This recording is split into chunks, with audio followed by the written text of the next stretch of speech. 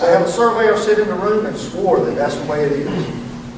So, I mean, how do you, because that's the challenge that I face, how do you justify when you have a survey or a series of surveys, and, you know, we're assuming that data is the authoritative data, you know, from a licensed surveyor that's surveyed along this route, and it doesn't curve in their use. You got some surveyors that don't seem to use a whole lot of geometric curves in there. So I might have 3 or 4 surveys that come in, and it creates that kind of goes here, goes here, goes here, goes here on that right of way. I mean, how do I justify ignoring the survey lines for that right of way? It's a tax matter.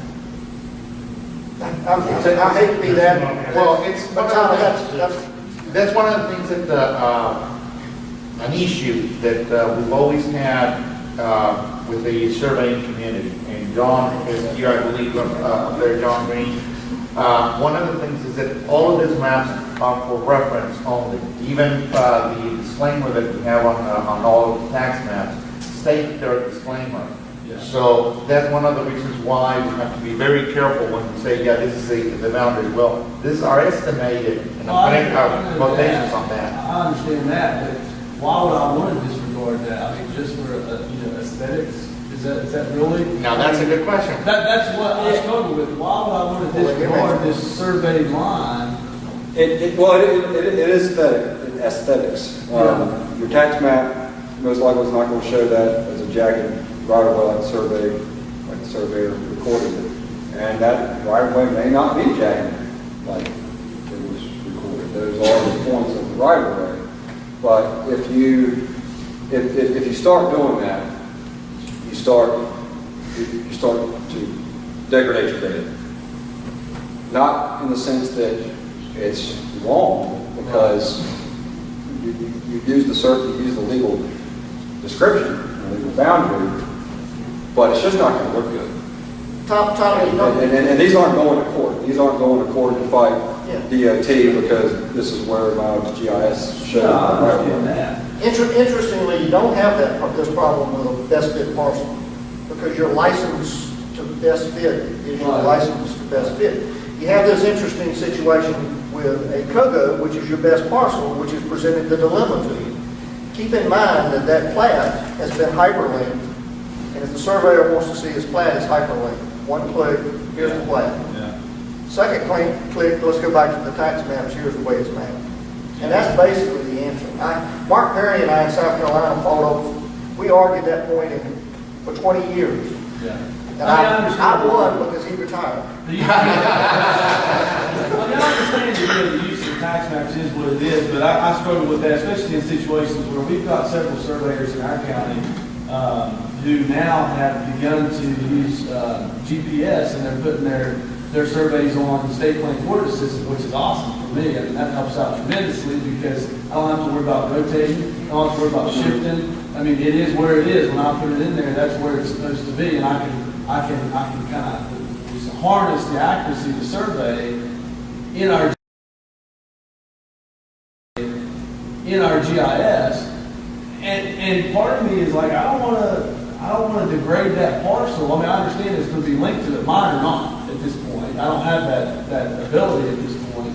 And of course, then even if it is there, I'm going to reference them to the plat. But I've got situations where sometimes you might have a parcel that comes in on state planning coordinate system with a new survey, and it puts that right of way. And when I compare it to the right of way that's in my GIS system already, there might be a 10 or 15 foot gap there from where the right of way might be existing now to where they're putting it. So I know theirs is accurate. It's just a constant. Well, keep in mind that's a 400 scale ortho, and you're already 8 to 10 feet off. Right off the bat, your base map, your ortho has got that. You can slip that sucker 8 or 10 feet one way or the other, right or wrong. Well, and it's certainly also, and especially after post-production, you're in data maintenance. This is the data you've been maintaining. There's a judgment call there to be made. There's a grade. There's plenty of people that I know that will take that COGO right away, regardless of whatever put it in. But not so the case when it doesn't look good or they're not comfortable with the survey. So there's not a concrete spec answer. Well, I know, and there's a lot of problems with the Cogo right away too. I mean, just the fact that we put a Cogo right away and have to shift it and rotate it. I mean, you're automatically introducing the error there. But, you know, and then you've got neighboring surveys that don't agree with each other and introduce a whole other problem. So now you're forced to adjust, like you have that adjustment, issue with your Cogo. Adjust one or the other, and it's like, which one do you adjust?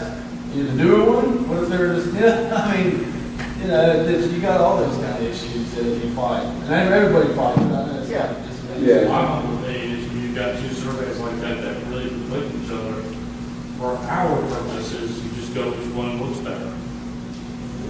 You know, You also learn your surveyors. Yeah, which one's better? You learn who There's to none of trust, those agree. with the information that you get from certain surveyors. But also, a way that you can retain this information is you can click that line, say that survey line is inside the right of way. They go like this sometimes, as you said, inside that right of way. You can click that as a right of way line and display that as a clear line, as a different line, and hide it, and still have it there. Yeah, I've made the case a lot of them to give this thing line over there, by the way. Yeah, that's a very good point. That's another far line code, to center line. When you have surveys going to the center line, that may be actually a good solution when you're put in a position like that to choose between the Cogo boundary and your nice aesthetic right-of-way boundaries. There's another thing that sometimes we are forced to do because of what it's in the deed. We had, when I was in tax, way back then, we had some of the descriptions in which if you utilize required graphics, for example, and you followed exactly the meets and bounds and the actual distances called for in the deed itself, some of the times, and I'm not saying most, but sometimes the polygon would not close whatsoever, or they would actually cross. So that's where you had to go back and make your best judgment in order to make it fit for the reference only. my favorite statement in that regard is, remember, the deed was written by an attorney. Yes, that is true. I'll just let that sentence lead on. No attorneys here today?